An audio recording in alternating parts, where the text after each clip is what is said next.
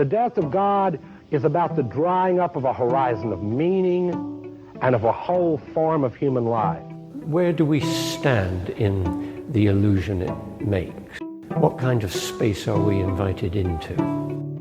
The material relations between people become social relations between things. When we look at toasters, corn, and TVs, we still, to a large extent, live in the interregnum between worlds, if you will, or between paradigms.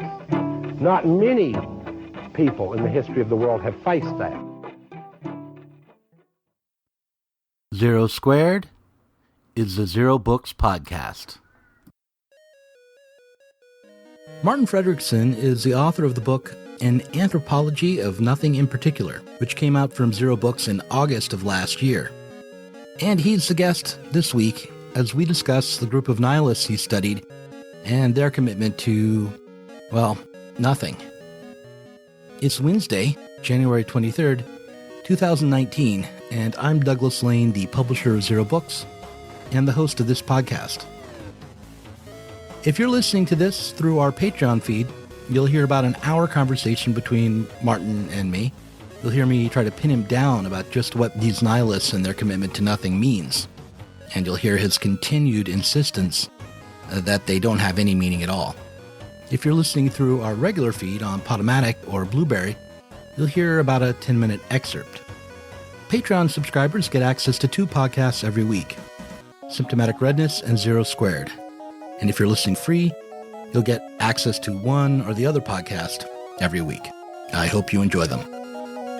The music you're listening to right now is an 8-bit version of the garbage song I'm Only Happy When It Rains. But in just a moment, you'll be listening to Martin Frederiksen and I discuss the meaning of nothing. I'm Martin Demann Frederiksen. I'm a social anthropologist from the University of Oslo in Norway. I've been working on youth subcultures and political change as my main research topics over the last decade or so. And I had the good fortune of coming across a group of declared nihilists in the Republic of Georgia a while ago that, in a sense, provoked me to write this book. Did they convert you? I don't think they fully have yet. I think people who know me might have a feeling that I've been somewhat converted. Well, what does it mean in the Republic of Georgia to be a nihilist, and what is it? Is it a political grouping, or more of a social group? What do they do together as nihilists? Well, they're more of a social group in the sense that they don't have any. I mean, they don't have any political ambitions. So they're classical passive nihilists, you could say, as opposed to being active nihilists, as in, I mean, as political nihilists who seek some kind of change. So what they primarily did was to meet and not really do anything. Where would they meet? Well, sometimes they would meet in underground cafes or bars, but they usually got kicked out. So most of the time they were hanging out in private apartments, either for an evening or for an entire weekend. Basically just hanging with each other, smoking and drinking and listening to music and negating everything that came across as meaningful.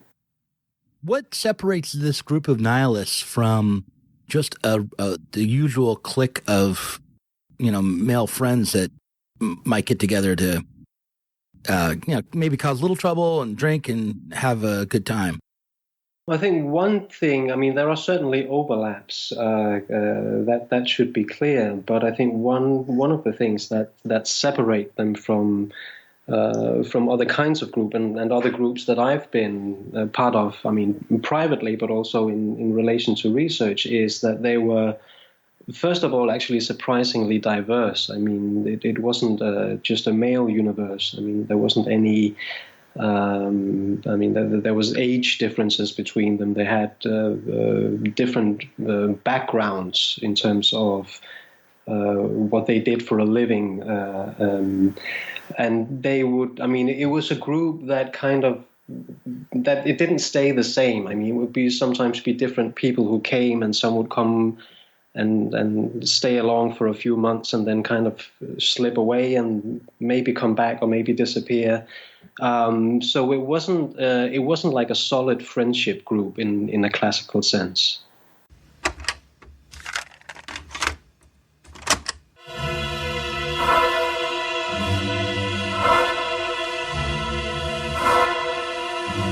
Students come up to me in the supermarket and so forth and say, "You've changed my life." That's where the frame comes in. They will see in these other epochs things that were central once and are marginal now, but they're still there around in our epoch. The great athletic events, the music, the dinner parties, they were already in Homer 2,000 years ago. Is that the right number? Almost 3,000 years ago. And we maybe can still get the kind of excitement and meaning and insight and intensity out that they had in the center of their lives.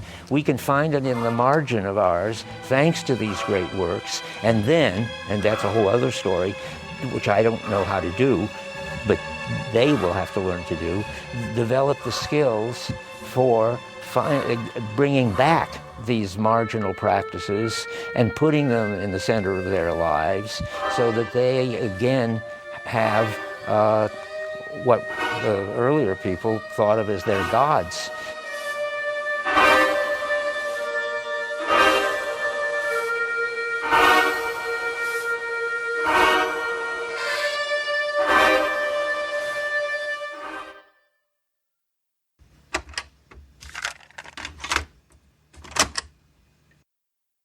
Let's talk about your book. It's called An Anthropology of Nothing in particular, and reading it, one thing that I wanted to ask you right off the bat is it a story of these nihilists? I would say that first and foremost, it's an invitation to think about nothingness in the shape of a story. So I mean, you can read it as a story, although it's a somewhat disrupted narrative that you have to go through.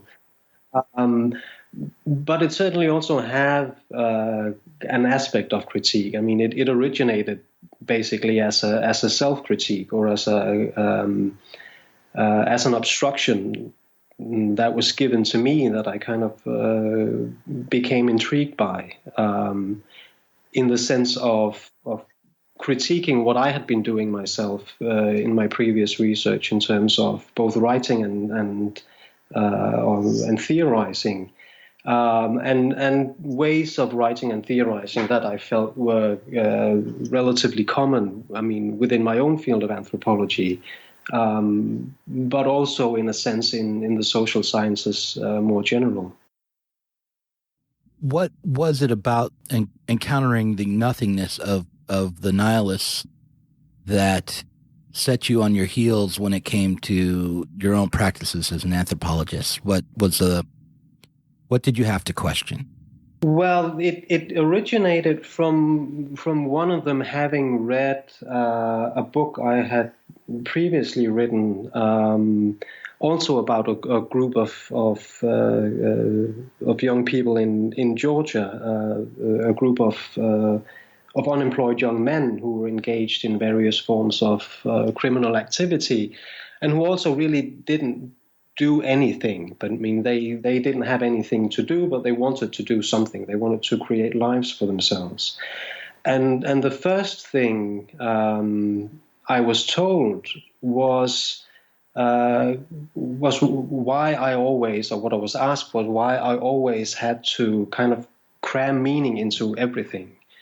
In terms of having described situations where nothing really happened and where people actually themselves describe their lives as being meaningless. I mean, I would immediately take the next step analytically trying to provide some kind of meaning to that kind of social life. This book more or less originated as a question of me being asked what I would do if I actually took that kind of meaninglessness seriously and left it to be meaningless, or actually engaged in these different kinds of nothingness that the nihilists, at least, believed existed in their lives. So I was invited into this world and given the task of trying to write about it and analyze it in ways that I hadn't done before. What kind of meaning would you impose upon people's meaningless lives in the past? Well, I would turn to whatever theory I knew of that could somehow create a backdrop, for instance, that would explain how this had come to be, or what kind of particular societal situations that created these situations, or describing boredom, for instance, as something that was, in a sense, originating from a loss of meaning and not being meaningless in itself. But I would always try to, how can you say, to weave it into an aspect of saying, this might stand forth as meaningless, but there is some kind of meaning to it in the end. Well, it seems like to me that one of the purposes of community or society is to create collective meaning for people's lives, and in order to, reproduce itself. That you are born into a set community, and you will then be given the task as you get older of discovering the meaning that is for you in that world. And maybe when you encounter people who are bored or who don't find their lives to be meaningful, what you're encountering is sort of perceived to be a failure when you're looking at it from the point of view of the establishment, from the point of view of the society and its norms. And I think, part of the nihilism that I try to describe is exactly an attempt to disengage from particular kinds of societal norms, and for people being able to in a sense shred off the things that society impose on them, be it religion or age or gender or sexuality or the job you have or the education you have, but actually being able to sit in a room together and just be as yourself. But I think what you're also pointing to is a basic problematic or a challenge in nihilism, in the sense that it cannot actually exist, or what you would call the nihilist paradox. Because if you declare yourself to be a nihilist, then you've declared something, which in a sense goes against the grain of what you're supposed to do. So it's like Fight Club. The first rule of nihilism is don't talk about nihilism. Right. Because there is a world outside, and they also recognize that, when you open the door, there is a social world that meets you. Well, right before this conversation started, I was talking to another author, Liam Mitchell, who wrote a book about video games, but he wrote a book also about Heidegger. Heidegger is the philosopher of meaning, I think, or one of the philosophers of meaning. And he was very concerned about the way that modern societies instrumentalize people's lives and use a calculative reasoning that will ultimately destroy what should be foundational meanings for peoples, so that that it's modernity, according to Heidegger, that sets up nihilism, and that the problem with our societies today is precisely that they don't have the ability to create meaning.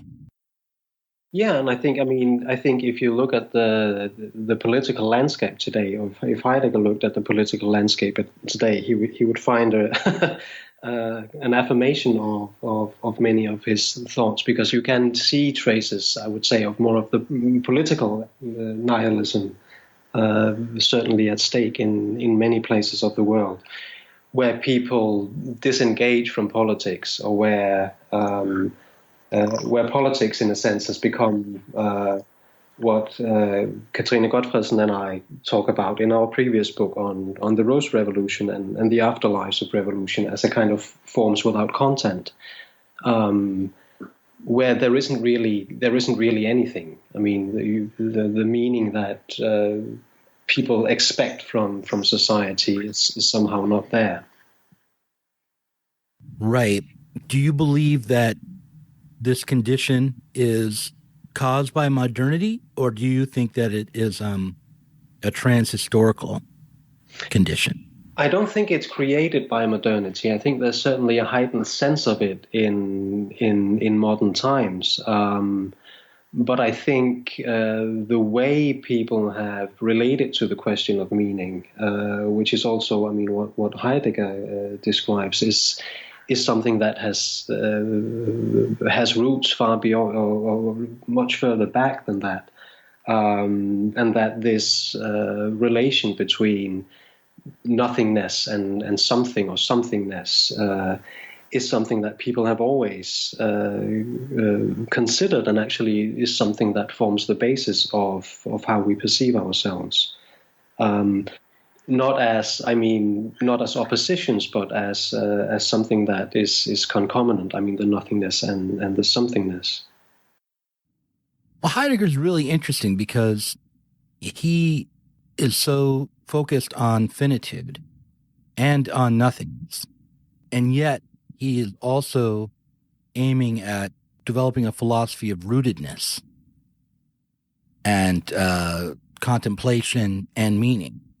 He believes it is only when we risk maybe nihilism, but certainly our own selves, and risk becoming nothing, maybe, and accept that that is not only a risk but a certainty that we will become nothing, that we can, in that moment, by being in the world and engaging it in a meditative way and in a way that strives after excellence, then we will be able to experience and more to the point, live through a meaningful life.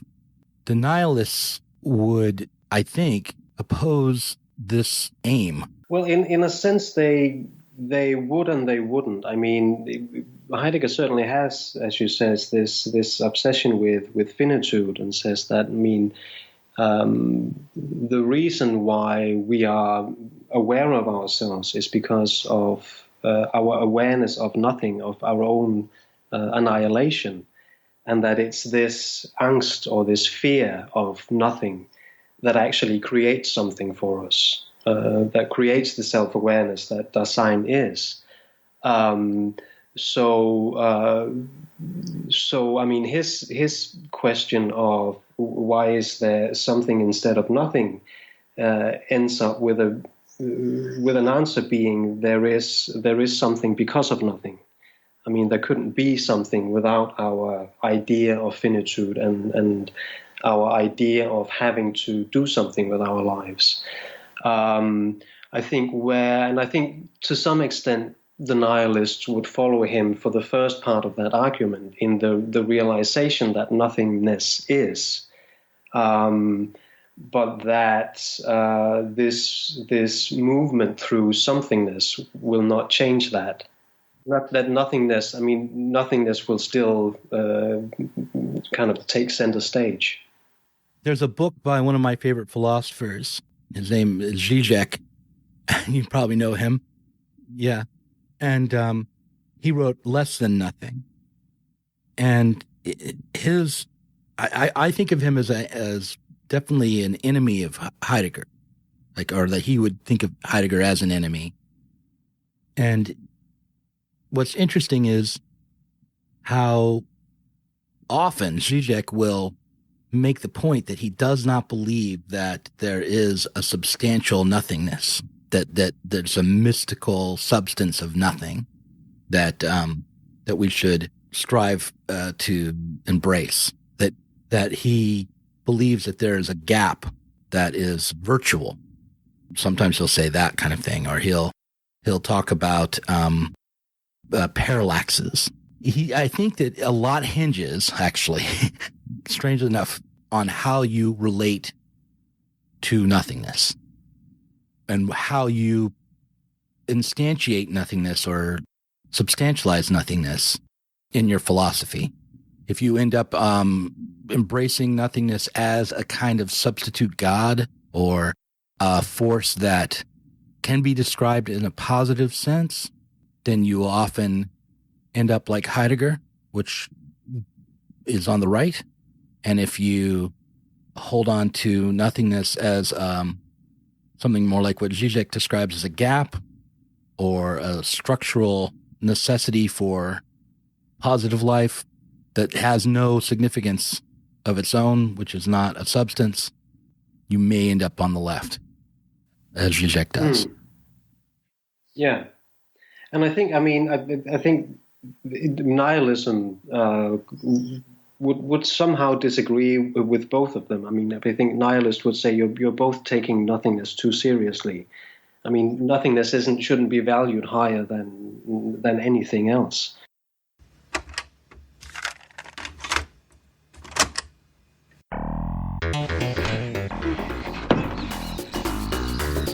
In a wonderful short scene, the heroine of Blue, after returning home, finds there on the floor a group of newly born mice crawling around their mother.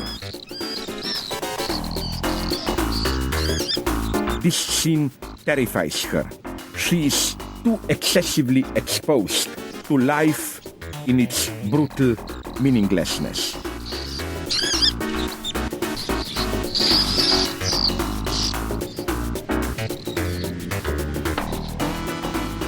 What she is able to do at the end is to acquire a proper distance towards reality.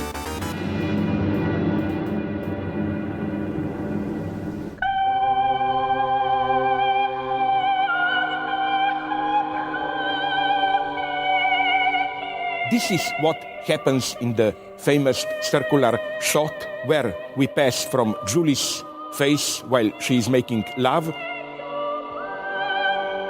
This magical suspension of temporal and spatial limitations, this free floating in a fantasy space, far from distancing us from reality,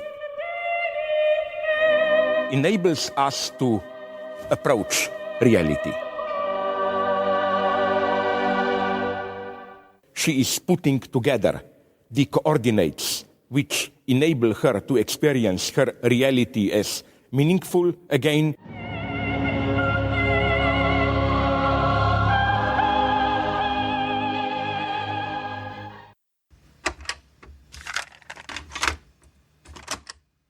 And I think nihilism would somehow disagree with both of them. I mean, I think nihilists would say you're both taking nothingness too seriously. I mean, nothingness shouldn't be valued higher than anything else. I mean, that there is a certain flatness to to that perspective. Well, yeah. So, but okay, now see that's confusing to me, but I don't know why. So we are the leftists, and both the left winger and the right winger are seeking for the right way to live in relationship to nothingness. Is that the difficulty? Well, in some sense it is, and I think it's, but also, I mean, and they would still accuse me of the same, that we're too preoccupied with it. I mean, or turning nothing into a kind of somethingness, actually. Right. That's what Heidegger does, according to Zizek, right? Yeah. And I mean, I would agree with Zizek more. And I think if we were to to describe contemporary society, I mean, I would also say that he has concepts that actually brings us closer to it. I think in his descriptions of the desert of the real and the question of the decaffeinated society, there are ways of thinking about nothing that perhaps comes closer to what we see today. Well, so I'm now really interested in these nihilists and trying to picture them in my mind, and I guess what I'm really most interested in is what motivated them to intervene with you. To what purpose did they? Do they try to hold to not having a purpose, or do they admit that they will be moved to act and to defend ideas, even though those ideas are meaningless? Well, they lived what you would call, more or less regular lives. When they weren't meeting, I think when I was there, I think they sometimes held back in their discussions. If there was political discussions, for instance, which there were, on several occasions, they might kind of come back to me later and say, look, I talked about politics because I'd had too much to drink. I didn't mean to do that, almost as an excuse for having engaged in in a meaningful conversation.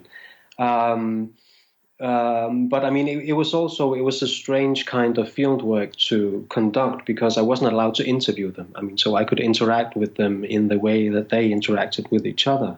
But I couldn't sit and write notes about what they were saying. I couldn't, if I was asking questions, or I tried to kind of sneak in questions about nihilism, they caught onto it immediately and would stop me or refuse to answer it.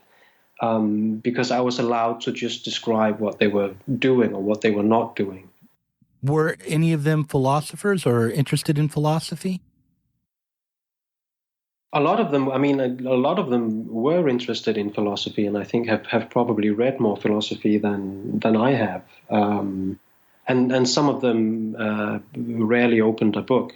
Right, and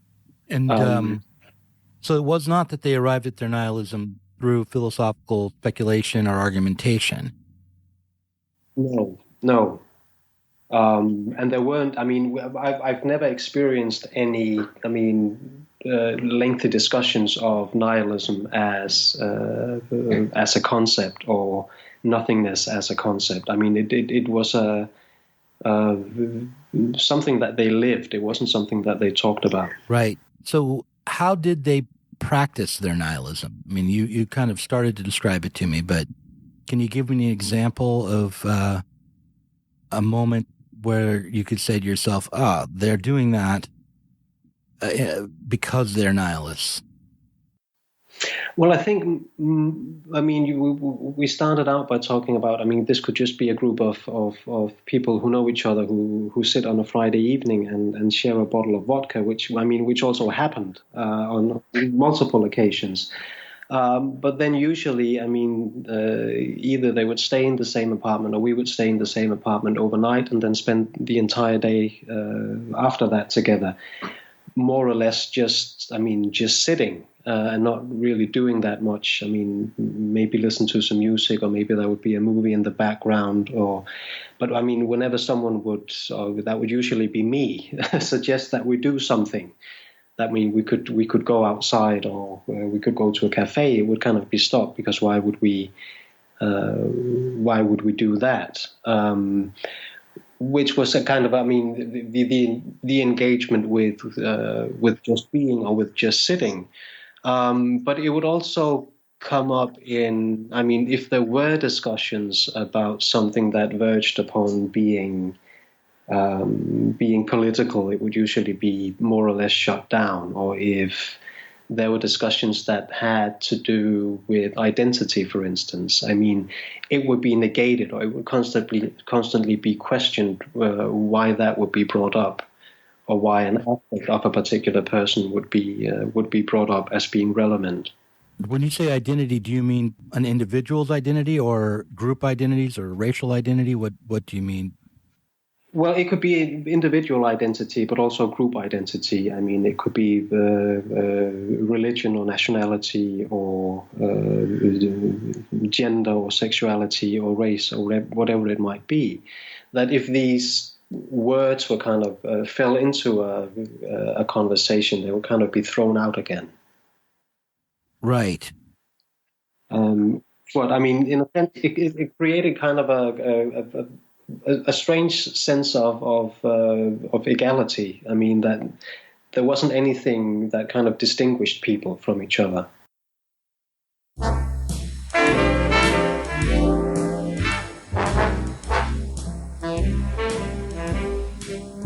You're nobody. You're nobody. You're nobody till somebody loves you. You're nobody till somebody loves you. You're nobody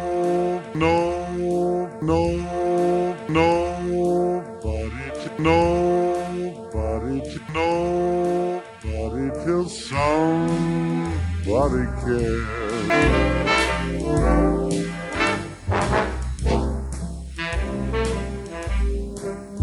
You're nobody till somebody loves you. You're nobody.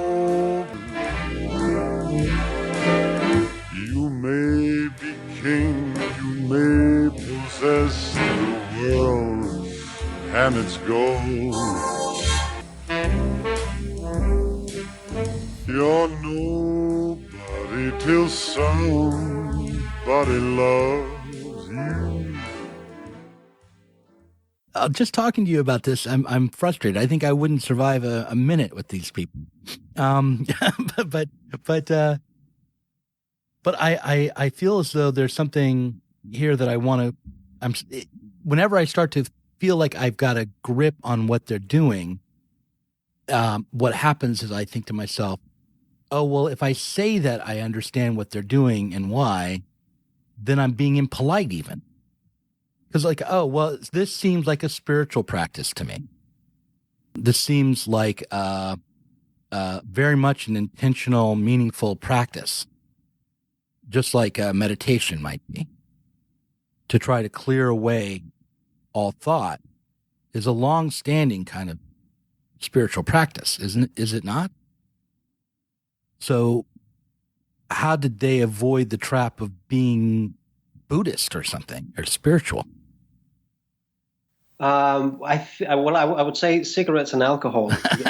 Right. was one part of that. And I mean, there wasn't any of them who meditated. I mean, I think if I was to throw some meaning into it, I would say that I mean that kind of philosophy is definitely something that comes close to a sensation that that was sometimes present. But then again, I mean, at other times, I mean, it could be a relatively violent place to be. I mean, there was one guy who would randomly set fire to things. There would be fights erupting sometimes. Now, how would they be? Why would there be fights erupting? Over what would they be fighting? Well, yeah, it sounds cheeky to say it, but I mean about nothing really. I mean there wouldn't be much reason for it. But I mean it did happen, and I think sometimes internally, but mostly when we went somewhere else. I mean, that was why there were certain places in town where they weren't necessarily that welcome, because they would get on people's nerves. Oh, so someone else would be irritated with them and the fight would break out. It wasn't that they were fighting with each other so much? No, but I mean, but that did happen too. But I mean, that could be really over weird things. I mean, and I think the main thing usually that someone got really, really drunk. Okay, so they would be able to disavow whatever meaningful thing might have motivated them to fight by being that drunk. Yeah. So like a look or an off comment or something.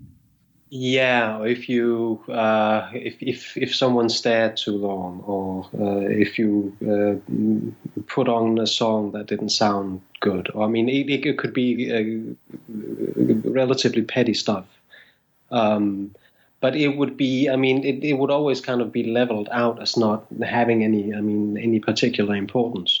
Did anyone ever talk about suicide? No, not in this group, which I mean, in a sense is somewhat surprising, because it wasn't. I mean, it could be relatively depressing to to sit around.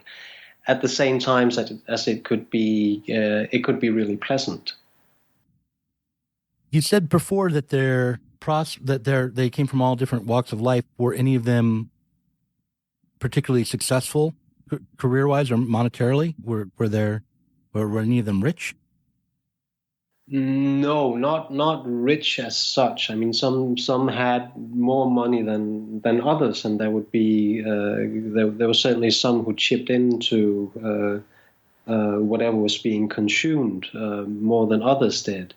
But it was never something that was really discussed. I mean, you would bring kind of what you had to the table. Well, in your book, you tell this story about a schoolboy named Pierre who stood up in his class and decided that there was nothing that had any meaning, and so he left, and he went and he started to live in a plum tree, and all of his classmates were taken aback. And they wanted to demonstrate to Pierre that there were meaningful things in the world. So they got together and piled up their meaningful things in front of the tree. And he turned up his nose at their pile. But one of the things that came out of that story when I read it in your book was that there was a sense that when they were the children who were looking for meaning were actually kind of threatening to each other and to Pierre, but mostly to each other, that there were struggles over what was meaningful.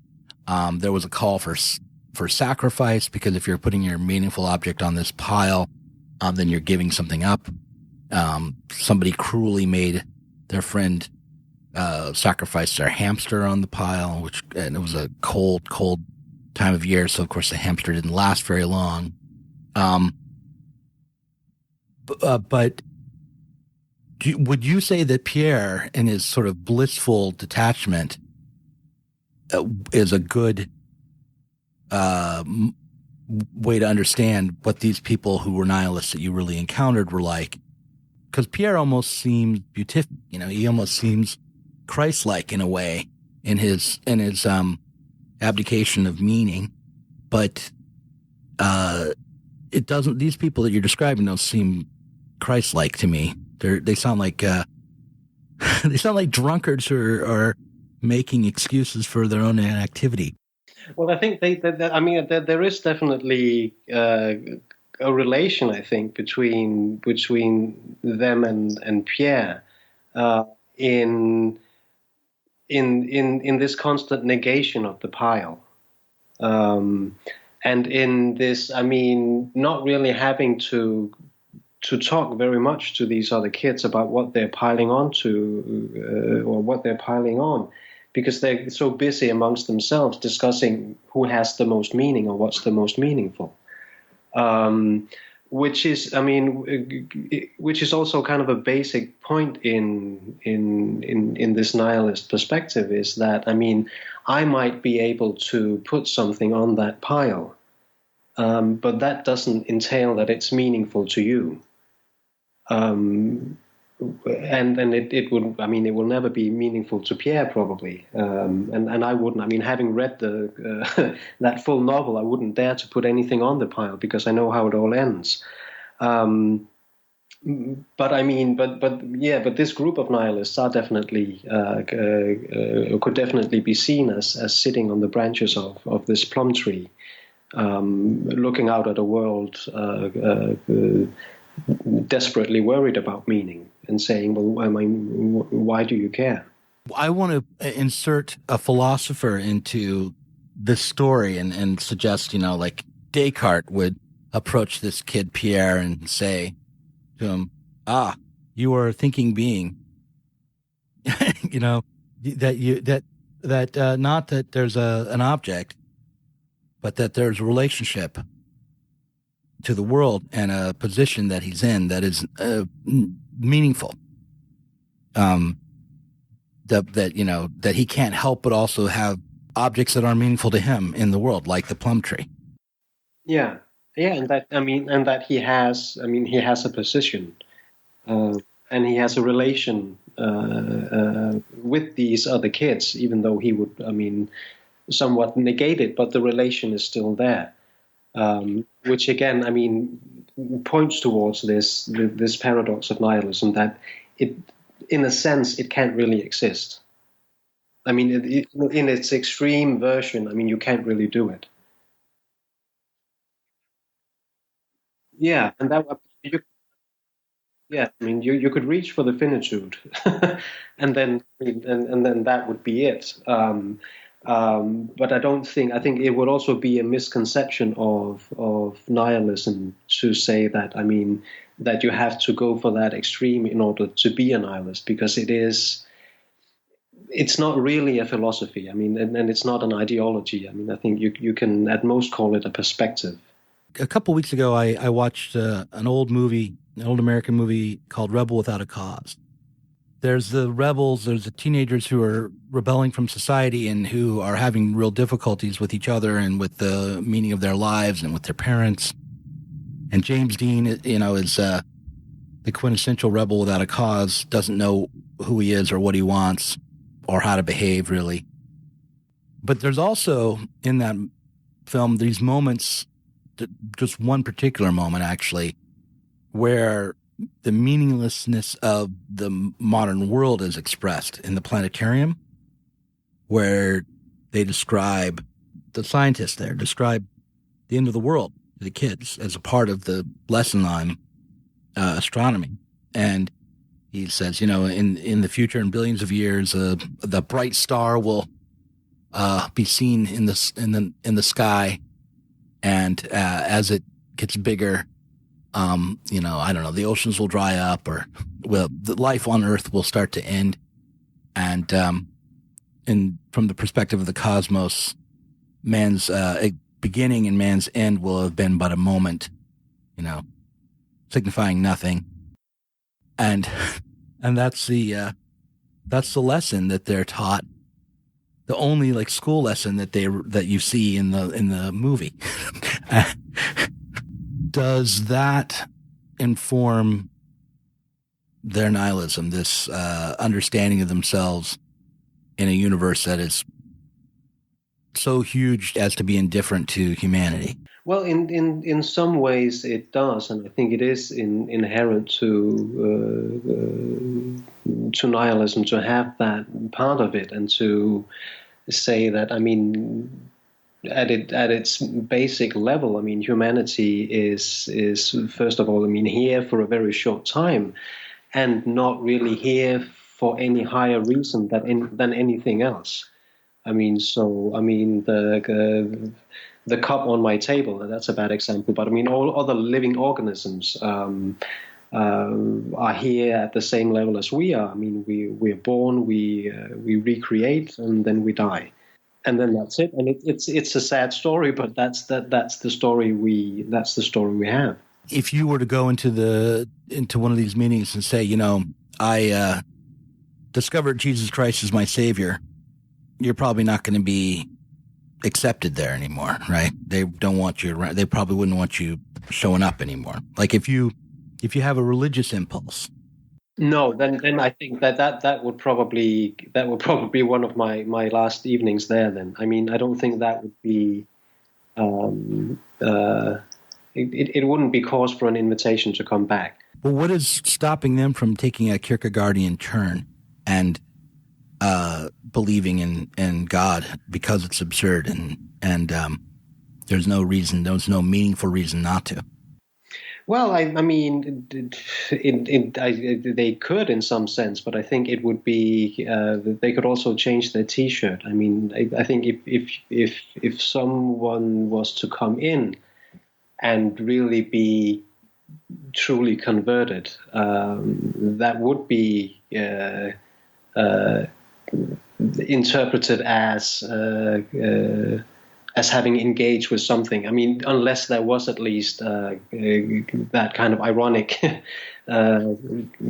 sense that you also imply. I mean, that if someone came in and said, "Look, the world is meaningless, so I might as well believe in God," then I think there might be more acceptance of it. I mean, no one would be interested in talking about God. You might be able to sit in the corner, but I think if you came wholeheartedly and said, "Look, I found meaning," then it would be a different question. Right. Even if you said, "I found meaning because I fully embraced the absurdity of life," but nonetheless, I found meaning. That would be verboten. That would be rejected. Yeah, and I mean, people might not even be interested in in hearing the argument. I mean, and I think, in a sense, there might have been some of them who were deeply religious, but it was just never discussed. There were, I mean, many parts of our private lives that we didn't really share with each other. I mean, some of it we did, and others we didn't. So we knew things about each other that wouldn't be discussed. I mean, they knew that I had a family, that I have kids, but we'd never talk about my children. Did any of them have children? Yes, a few of them had. And did their nihilism cause any family trouble that you knew of? Not that I know of. I mean, they didn't bring their kids. That might have caused some issues. But no, they didn't have. I mean, more trouble than anyone else had. I'm going to my prepared questions because I feel like I've been banging my head up against the wall here.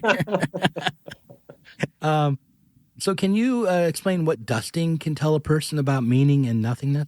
When I have written down. Well, dusting comes from Paul Stoller, who's an anthropologist who wrote a wonderful piece about analysis and meaning making, claiming that what we do when we analyze the world is basically that we try to remove the dust. So we try to uncover what's underneath something, or to go kind of below the surface. And he says the problem in that is that we lose sight of the surface itself. I mean, the dust clouds our eyes.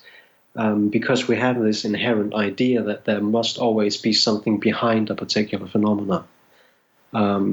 So taking something at face value, as it were, and saying if we just stay on the surface, or if we just describe nihilism, for instance, we might actually gain something from that instead of constantly worrying about what's behind it or what's behind the phenomena.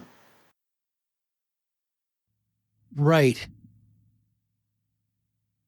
I'm thinking about this a little bit. But the first thing that I wanted to say is that we live in a world which is meaningful right on the surface. It seems to me to understand and get to nihilism, you have to see beyond the appearances of meaning? Yeah, I mean, you could say that, but I think it also depends on where you look. I think I've had a tendency to. I mean, I have a tendency to look for meaning because I was trained to do that. I mean, that's part of my that's part of my background. But I don't feel that I've dusted something off in order to reach nihilism, because it was there. Right. Well, you encountered nihilists, right? And they had whatever the meaning of nihilism is, they presented you with that as an appearance right away. And then they were telling you, what we don't want you to do is try to explain us to ourselves or to anyone else. Because to try to explain something is to try to give it meaning. And like Heidegger would say, I don't want you to explain this to me because I have to accept where I've landed in the world as I've been thrown into the world that's already meaningful. That I don't want to hold on to the inauthentic conception of meaning, but discover it through life, through engagement, and through practice and time, and an acceptance of my finitude, right? So that's Heidegger. But Heidegger doesn't believe in the dusting either, but he certainly still holds on to meaning. So it seems to me that this idea about dust is confusing one thing for another. It's confusing whether or not you want to be some sort of essentialist, Platonic, conceptual, intellectual type, or you want to be some sort of phenomenologist, like Heidegger, or pure empiricist maybe. But I don't think that's really, I think you'd end up as a phenomenologist. But but here's how I'm feeling about this. This has really been a really interesting conversation. Actually, as repetitive as it may be for listeners and maybe for you. Because what I'm running up against, what I'm butting my head up against is, like, for instance, I feel like I did very well in my little response to your talk about dusting. But in doing very well, I did not take up the challenge of taking nihilism seriously. Like I failed to, like, oh, good. Yeah. You presented a little argument, but, I'm still like avoiding something. Does that make sense? Yeah. Yeah. And I think, I mean, and I recognize the feeling completely, because I mean, that's more or less been the entire struggle of writing this book. And I'm not sure that I succeeded either. I mean, because I would say reading your book, it's really, like, I really enjoyed reading your book. And one of the ways I think I enjoyed reading your book, or got through reading your book without feeling at all frustrated ever, was because I kind of was consistently framing it as a book of wisdom. And, like, it was offering me, like it was like something like a Zen cone. But that's not what these people you're describing are like. So what do you think they mean? Break your own rule here for a minute. What does it mean to you that these people have entered your life? What it means to me? Well, I think, I mean, there is, I mean, having a relation to another person is not something that they would necessarily negate. So it's not that we pretend that we don't know each other, or that we don't enjoy each other's company. So I mean, that kind of basic social kind of relation is certainly something that I've gained. And I'd known them for quite some years before I started writing about them. I think what I have gained is, I think the same kind of, I wouldn't call it annoyance as you have, but the same kind of frustration that kind of propels me to think in different ways. or to question my own ideas in different ways, which isn't always fun. What kind of idea do you find yourself questioning, and why is that not fun? Well, I think it's the question of when meaning is brought up, or when you have a relation to something and actually sit down and question whether it matters or not. Which in some sense can be frustrating, because it can kind of tip you into questioning whether anything matters. But on the other hand, and I think that's the positive gain of it, that it does actually involve a kind of freedom from the mere ability to being able to say no to things, which is certainly something that I've learned.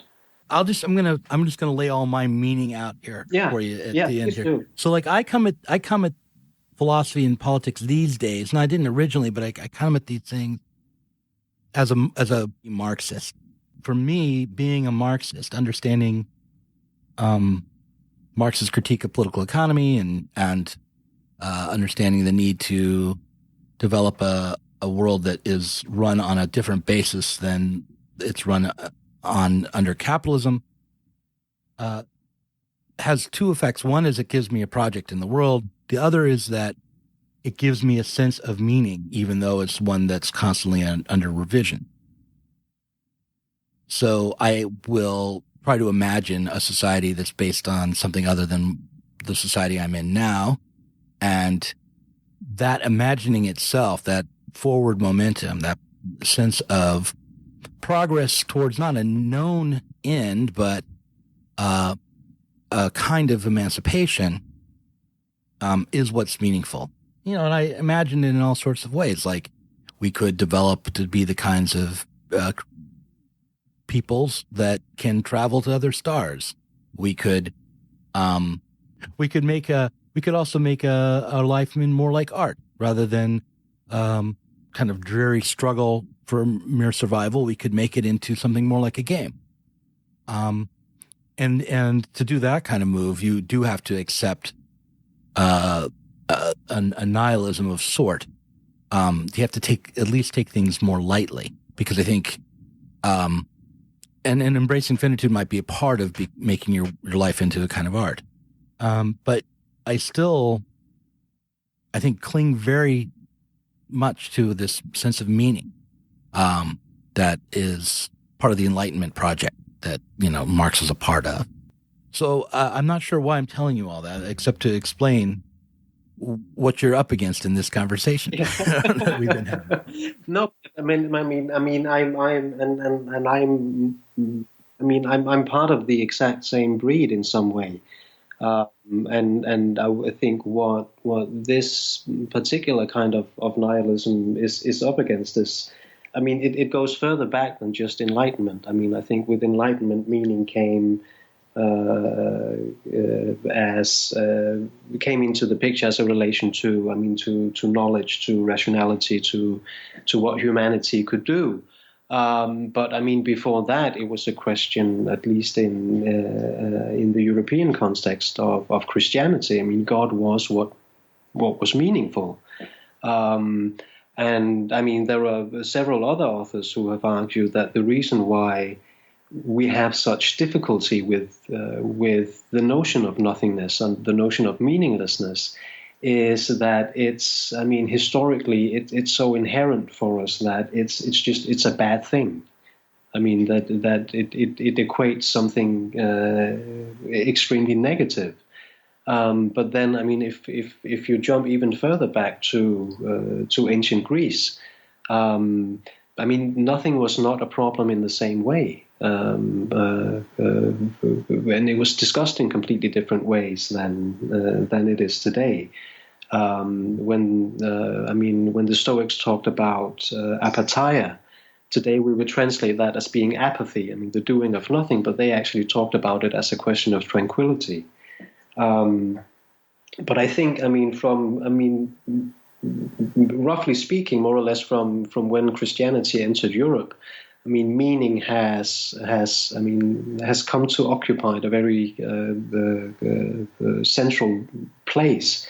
But I mean, what is meaningful, or that kind of bulk of meaning, has been different. I mean, it was God at one point, and in the Enlightenment it became knowledge in some ways. I mean, I would argue that today it's perhaps more a question of consumption, where meaning is actually located in capitalist society. But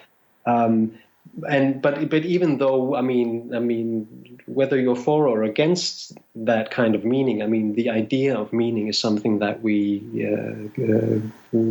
still carry with us.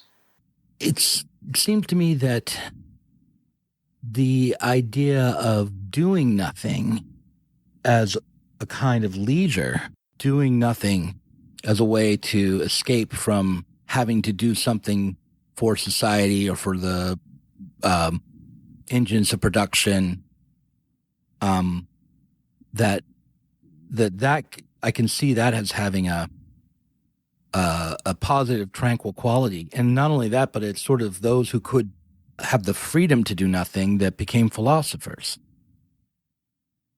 Those who weren't always at work, who had the leisure to be idle, develop philosophy. At least that's the idea. And so, but this modern nihilism has seems more like an act of refusal rather than a tranquil stroll and reflection. Yeah, I mean, it's not daydreaming in the hills or looking out at the ocean.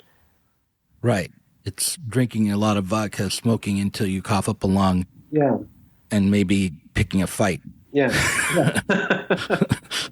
No, so I mean, it's certainly a different kind of disengagement, and I think it probably has a closer relation to. Actually, I mean, through its disengagement, has a closer relation to the surrounding society, because it is an opposition to that.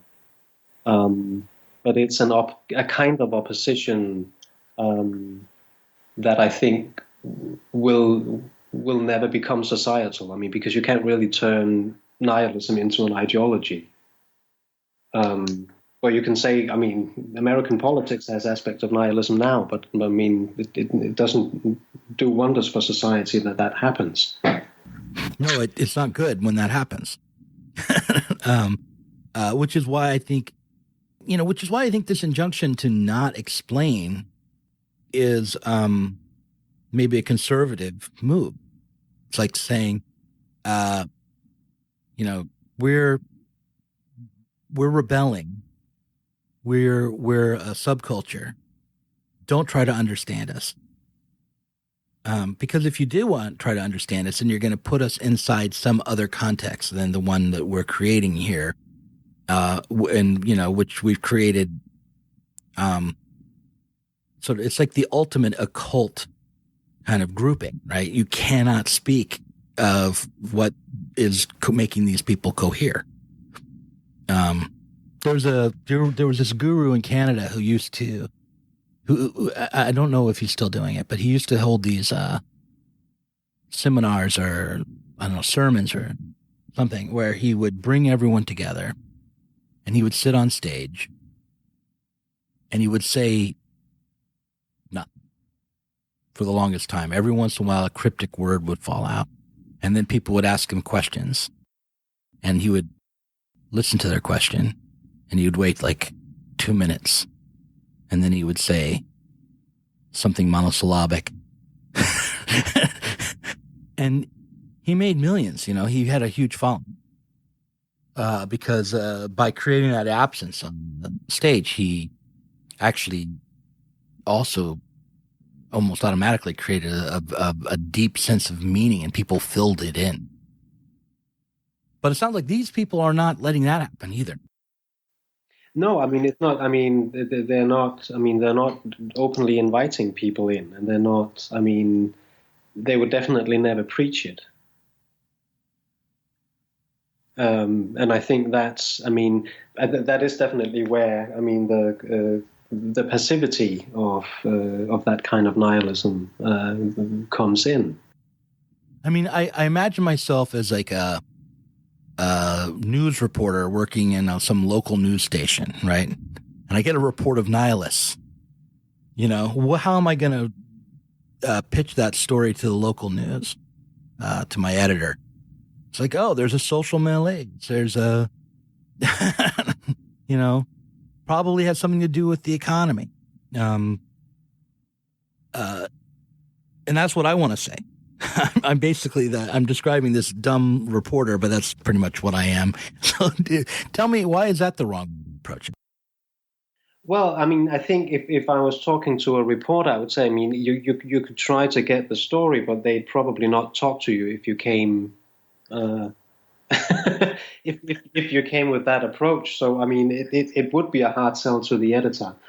But it certainly is there, and I mean, I will most likely end up writing more about nihilism than I have so far, but not about this group, because I think it is. I mean, you can actually find it in a lot of different places, and I think in